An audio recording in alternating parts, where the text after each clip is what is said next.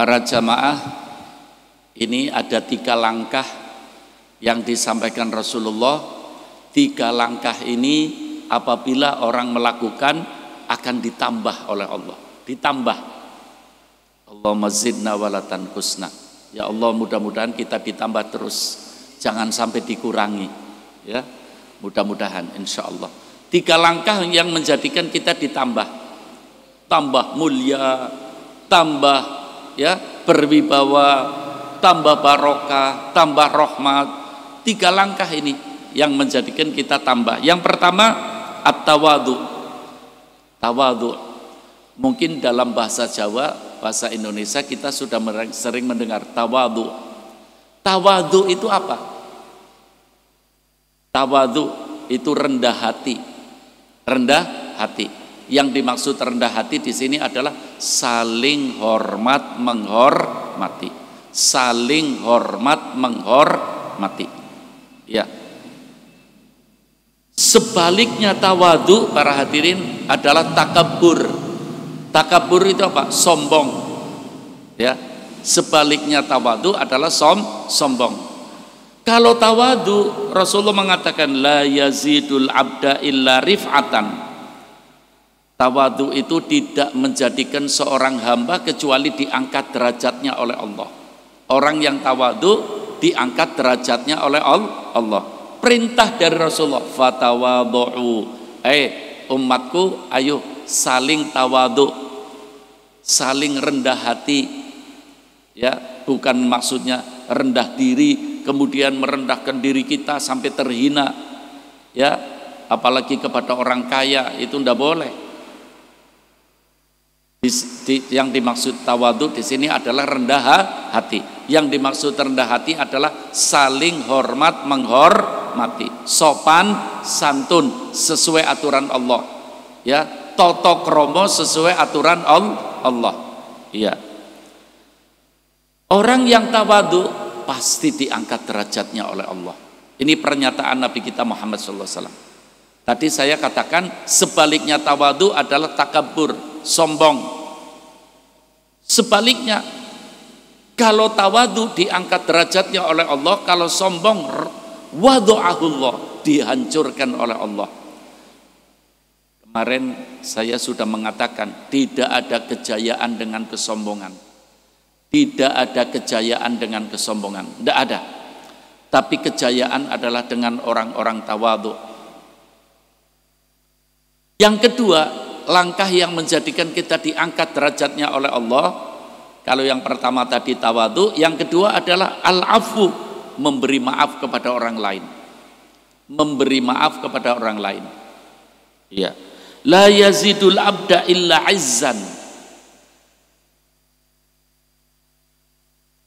Pemberian maaf kepada orang lain tidak memberikan kepada seorang hamba kecuali izzan, terhormat.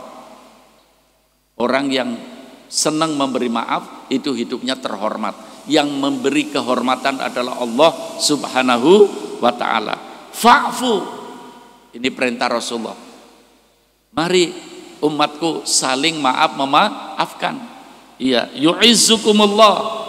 Niscaya kamu sekalian akan diangkat derajatnya oleh Allah.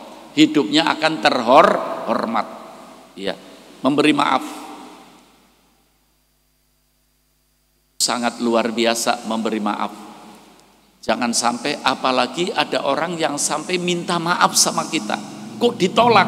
Wah, ini orang yang berbahaya. Ada orang minta maaf sama kita, ditolak, itu bahaya. Dan kalau ada orang, apalagi bentar lagi hari raya ya, hari raya itu hari saling permaafan. Di hari raya satu momentum yang paling baik untuk minta maaf. Ada orang datang, Bu atau Pak, saya minta maaf, saya pernah berbuat khilaf kepada Bapak atau Ibu. Jangan ditanya, kamu minta maaf khilafnya apa sih? Salahnya sama aku apa? Jangan ditanya. Sebab kalau ditanya terus harus menerangkan, nanti setan memuncul lagi kemarahannya. Tidak usah ditanya, langsung kita beri maaf. Iya. Orang yang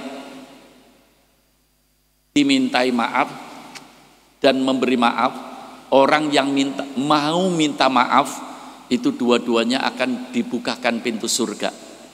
Akan dibukakan pintu surga. Banyak orang yang datang kepada Al-Fakir, saya punya kesalahan sama orang itu. Ketepatan hari raya saya minta maaf, tapi malah saya dicaci maki. Itu bahaya. Sampai ngomong, sampai hari kiamat aku tidak akan memaafkan kamu.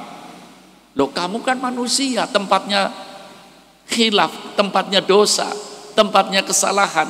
Kenapa tidak mau memberi maaf kepada orang lain?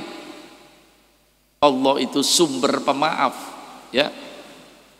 Kenapa Anda mengikuti langkah yang ditempuh oleh Allah Subhanahu wa ta'ala?